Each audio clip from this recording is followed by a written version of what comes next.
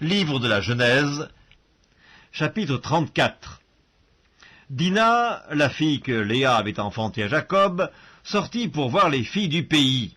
Elle fut aperçue de Sichem, fils de Hamor, prince du pays. Il l'enleva, coucha avec elle et la déshonora. Son cœur s'attacha à Dina, fille de Jacob. Il aima la jeune fille et sut parler à son cœur. Et Sichem dit à Hamor, son père, « Donne-moi cette jeune fille pour femme. » Jacob apprit qu'il avait déshonoré Dina, sa fille, et comme ses fils étaient au champ avec son troupeau, Jacob garda le silence jusqu'à leur retour. Hamor, père de Sichem, se rendit auprès de Jacob pour lui parler, et les fils de Jacob revenaient des champs lorsqu'ils apprirent la chose. Ces hommes furent irrités et se mirent dans une grande colère, parce que Sichem avait commis une infamie en Israël, en couchant avec la fille de Jacob, ce qui n'aurait pas dû se faire. Hamor leur adressa ainsi la parole, « Le cœur de Sichem, mon fils, s'est attaché à votre fille. Donnez-la lui pour femme, je vous prie. Alliez-vous avec nous, vous nous donnerez vos filles, et vous prendrez pour vous les nôtres. Vous habiterez avec nous, et le pays sera à votre disposition.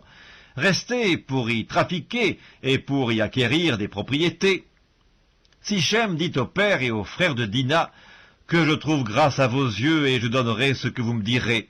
Exigez de moi une forte dot, et beaucoup de présents, et je donnerai ce que vous me direz, mais accordez-moi pour femme la jeune fille. » Les fils de Jacob répondirent, et parlèrent avec ruse à Sichem et à Hamor son père, parce que Sichem avait déshonoré Dina leur sœur.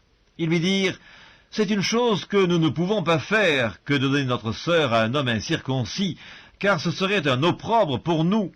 Nous ne consentirons à votre désir qu'à la condition que vous deveniez comme nous, et que tout mâle parmi vous soit circoncis. Nous vous donnerons alors nos filles, et nous prendrons pour nous les vôtres.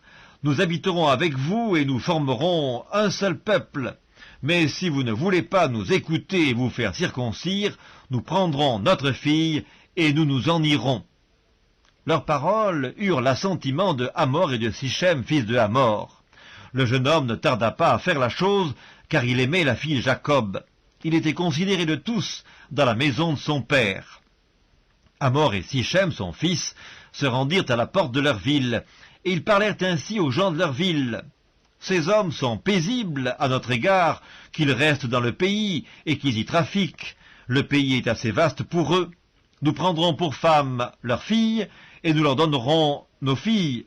Mais ces hommes ne consentiront à habiter avec nous pour former un seul peuple, qu'à la condition que tout mâle parmi nous soit circoncis, comme ils sont eux-mêmes circoncis.